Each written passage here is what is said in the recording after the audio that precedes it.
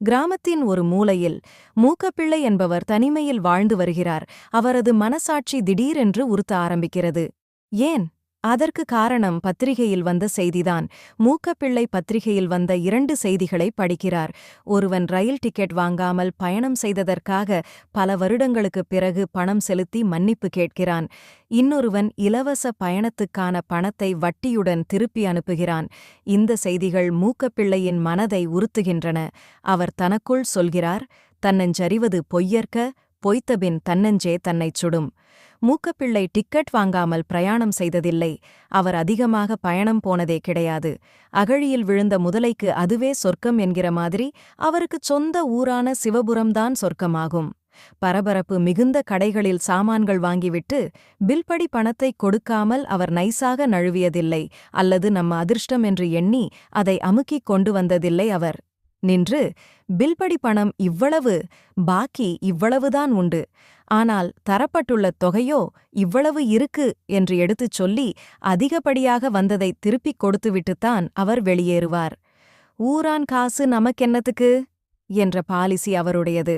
ஆகவே பொதுச் சொத்து எதையும் மூக்கப்பிள்ளை சுரண்டியதில்லை. தனிநபர் எவரையும் அவர் ஏமாற்றியதில்லை. பின்னே அவருடைய மனசாட்சி உறுத்துவது ஏன்?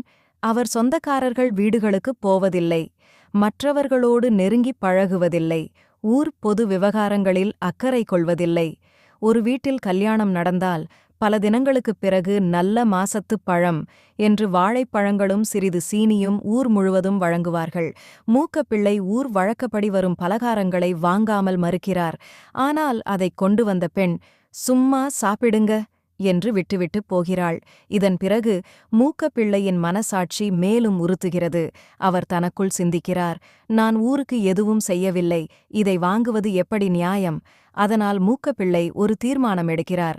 சித்திரா பௌர்ணமி அன்று ஊரை அழைத்து ஒரு விருந்து கொடுக்கிறார். சித்திரான்னம், சர்க்கரை பொங்கல், புளியோதரை, வடை போன்றவை தயாரிக்கப்படுகின்றன. ஆனால் ஊரில் ஒருவர் கூட வரவில்லை. மூக்கப்பிள்ளை கோபமும் குமுறலும் அடைகிறார்.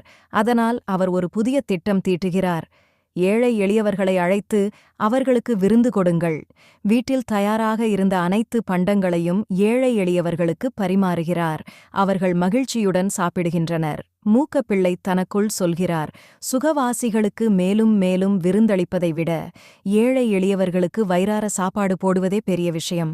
ஆனால் ஊரில் ஒரு மர்மம் தொடர்கிறது. ஏன் ஊரார் மூக்கப்பிள்ளையை புறக்கணித்தார்கள்? அவரது மனசாட்சி இன்னும் உறுத்திக் கொண்டிருக்கிறதா? அடுத்து என்ன நடக்கும் என்று நெக்ஸ்ட் வீடியோவில் பார்க்கலாம்.